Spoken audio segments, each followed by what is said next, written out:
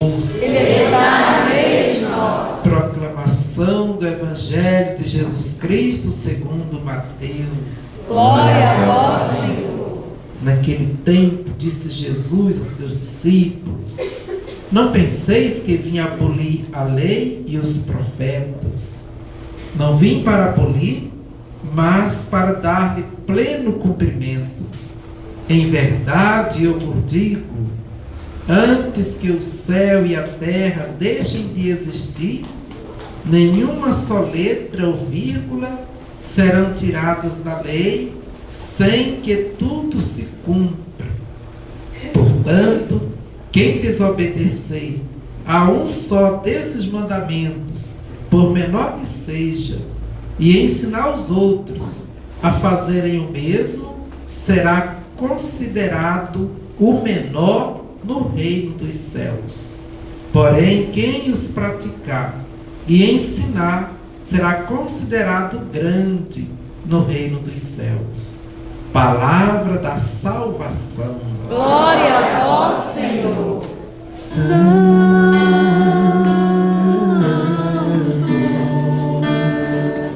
é o Senhor, meu Deus. Santo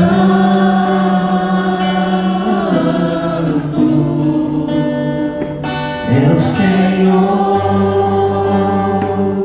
meu Deus.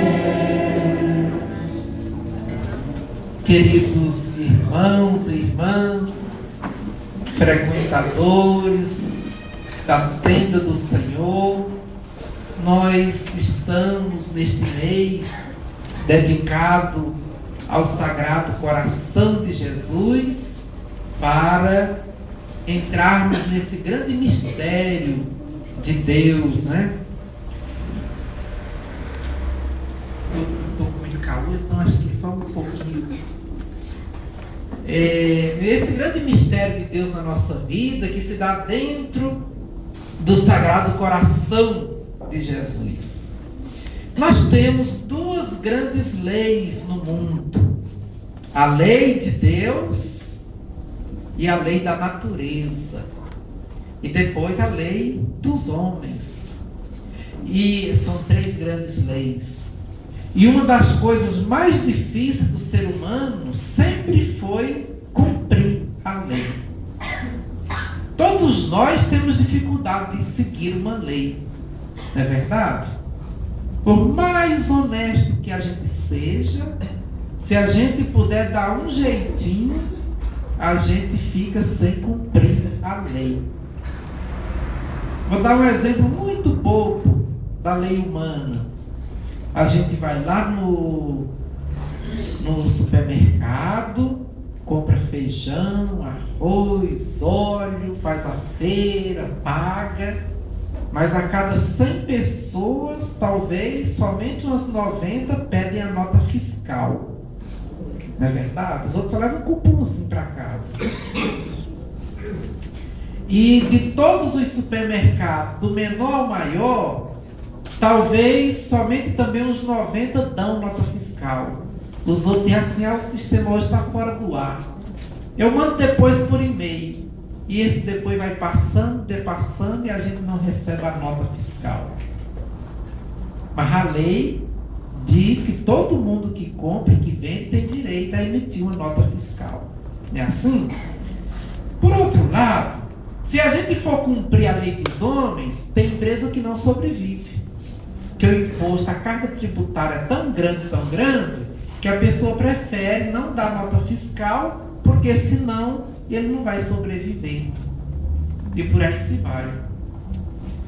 Então, e são as mesmas pessoas que fazem assim, desde o menor às vezes ao maior, que quando passa na televisão, doutor fulano de tal, a Polícia Federal prendeu porque sonegou imposto. Aí a pessoa diz: graças a Deus, está vendo? Aí a lei está sendo cumprida. Mas será que você também cumpre? Né? Ele lá foi preso porque deixou de pagar muito. E você que deixou de pagar pouco? Também, como que seria, né? Então a lei sempre foi um problema. A lei humana. Aí tem ali a placa dizendo: a placa de trânsito, né? Velocidade máxima, 50 quilômetros. Mas a estrada está livre, né? O asfalto está bom, o carro está bom. Qual é a nossa tendência? Querer andar a 80 por hora. E por aí se vai. Agora, a lei de Deus, ela também é exigente. É tão exigente a lei de Deus, que esse tem sido os grandes problemas do conflito do mundo religioso. Primeiro mandamento da lei de Deus: amar o Senhor teu Deus com todo o teu coração, com toda a tua alma, com toda a tua força. E depois, amar o próximo como a si mesmo. Aí o que a gente faz? A gente ama a Deus e odeia o próximo. Na vida prática. Até sem a gente perceber, a gente reza, medita, dá comunhão, comunga, celebra. Mas quando a gente pode, a gente mete a lei no irmão, né? Então, a gente fala mal dele, critica ele, prejudica ela. Não é fácil viver a lei de Deus. A lei de Deus vai dizer: olha, você não pode nem cobiçar a mulher do próximo. Não é um dos mandamentos? Não desejar a mulher do próximo. Mas hoje, dia dos namorados, tem muita gente cobiçando a mulher do outro, o marido da outra. Isso quem vive fora da igreja, né? Quem vive na igreja não faz isso. Então, é a lei. A lei de Deus põe regras que nem todo mundo dá conta de cumprir. Mas eu peguei muito pesado, eu vou pegar um mais leve, muito mais leve. A lei de Deus, enquanto pensamento religioso, divino, diz que, e a igreja também fala isso, sobretudo a igreja católica, diz que todo homem e toda mulher, quando casa, tem que ter o filho até o fim da mina. Enquanto a mina não secar, tem que ter filho. Não é assim que fala a igreja católica mesmo? Essa é a lei. E vocês acham que quem é religioso católico vive isso? Claro que não. Não dá para ter mais de 2. Só tem 2 ou 1,5. A média no Brasil é 1,5. Então, é difícil viver a lei. Não é fácil viver a lei. E nunca também foi fácil. A gente tem aquela desculpa que diz assim: ah, mas antigamente era mais fácil criar os filhos. Era nada. Quem foi mãe antigamente sabe que também não foi fácil. Rachar lenha, não é? Lá na roça, quem viveu lá. No frio, que a pessoa ganhava pouquinho dinheiro e tendo que embrulhar todo mundo naquele cobertorzinho bem pequenininho, que dói, só vem até o joelho, né? Fica as pernas no frio. E o irmãozinho da graças a Deus, quando mais velho, saiu para trabalhar, para pegar o cobertor dele e acabar de se embrulhar e dormir naquela época. Não era fácil. As mulheres morriam de parto, porque o menino, elas pariam, era em casa, não tinha hospital, não tinha maternidade. Cortava o umbigo com a tesoura de qualquer jeito. O meu mesmo foi cortado com a tesoura, porque a mesma tesoura que cortava pano para lavar prato, tudo, cortava o meu umbigo lá. Cortou. Sem esterilizar.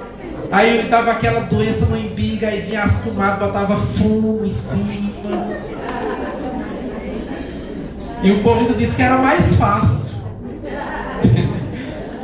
Diz que é mais fácil quem não viveu naquele tempo. Eu nem vi também, minha mãe não fala esses negócios. Por isso que o umbigo ficou grande muito tempo.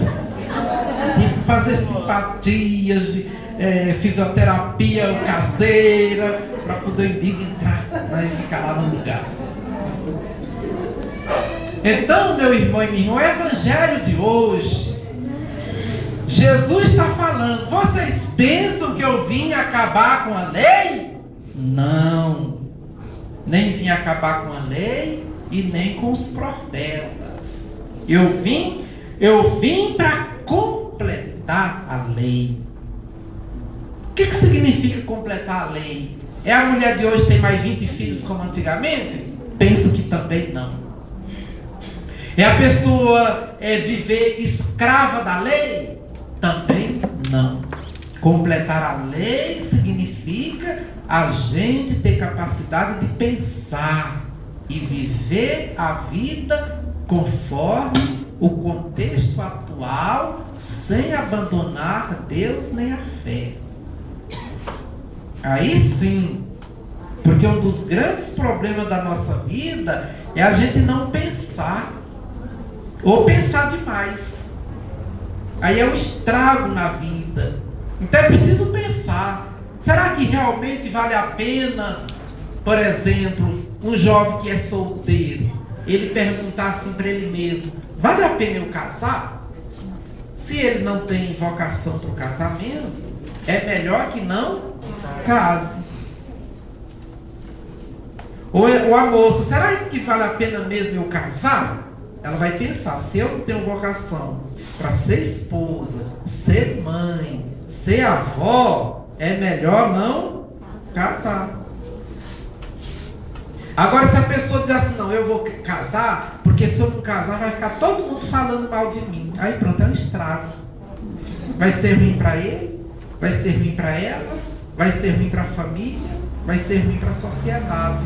Porque você não é só você no casamento, você é também o outro, você é também a outra, você é a família. Então pensar, a lei, quando Jesus vem para completar a lei, ele vem dizer: olha, eu sou a lei absoluta, olhem para mim, sigam o meu exemplo, que é um Deus de ternura, um Deus de perdão, um Deus de compreensão, um Deus amor, um Deus do diálogo. O nosso Deus é um Deus que nos amou sem medidas, amou-nos até o fim. E quando Ele não tinha mais nada para nos doar, Ele doou a própria vida, derramou o sangue, a lei maior, o sangue de Cristo, para nos banhar, para nos santificar, para nos tornar mais sagrados. Aí pronto, isso que é completar a lei. Tá? Mas de qualquer modo, em todos os tempos, sempre foi difícil seguir alguma lei, seja dos homens, seja de Deus, e seja da natureza. Nós, seres humanos, temos uma tendência natural para não cumprir norma, não cumprir lei. A gente vive assim. Sempre que puder, a gente dá um jeito de dar um pulo fora da lei. Que Deus nos abençoe e nos ensine a viver, sobretudo, a lei do amor. Em nome do Pai, do Filho e do Espírito Santo. Elevemos a